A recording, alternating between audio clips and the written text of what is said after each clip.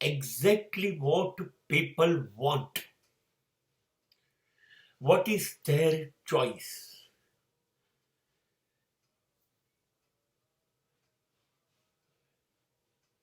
સાચી વાત કરું તો એ છે કે હવે પોસ્ટ કાર્ડનો જમાનો નથી રહ્યો. હવે દૂરદર્શન જે પ્રોગ્રામ બતાવે એ જમાનો નથી રહ્યો. હવે લોકો પાસે સમગ્ર વિશ્વ ખુલી ગયું છે. એ મોબાઈલ છે, એ ઇન્ટરનેટ છે, એ ગૂગલ છે વગેરે. લોકો પાસે ટેલિવિઝન છે, 500,000 ચેનલો છે.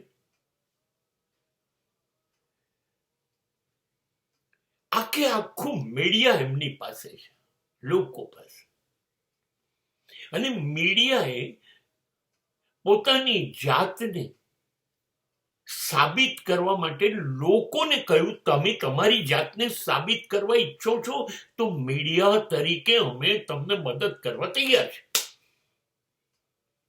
અને એ બન્યું વોટ્સઅપ, એ બન્યું ઇન્સ્ટાગ્રામ, એ બન્યું ફેસબુક, આવું ઢગલા બંધ. અને હવે એક ખૂણામાં લપાઈ છુપાઈને જીવતી પ્રજા એકદમ જાગી ગઈ. હવે એને ખબર પડી, હું કંઈક છું, હું કંઈક બોલી શકીશ, હું કંઈક લખી શકીશ, મારી જાત શું છે એ હું દુનિયાને બતાવી શકીશ, લોકોને સાબિત કરવું છે. એટલે વરસગાંઠ પણ ઉજવશે. અંબાજી મંદિર જશે તો એનો ફોટો મૂકશે. કોઈ સારી વસ્તુ રસોડામાં ઉભા રહીને બનાવતા હશે એ મૂકશે. પતિ જોડે મોર્નિંગ વોક, ઇવનિંગ વોકમાં નીકળે એ મૂકશે.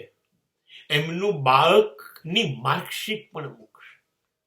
હવે બધાને સાબિત કરવું છે કે મેં દિવાળીમાં, ઉત્તરાયણમાં, હોળીમાં શું કર્યું. અમારે ત્યાં ગણપતિ કેવા થાય છે, નવરાત્રીના 9 દિવસ મેં કયા ચણિયા ચોળી પહેર્યા એ તો ઠીક, પણ દશેરાના દિવસે અમે ક્યાં ફાફડા અને જલેબી ખાધા.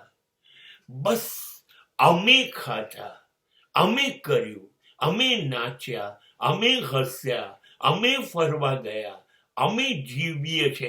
એ લોકોએ સાબિત કરવું છે.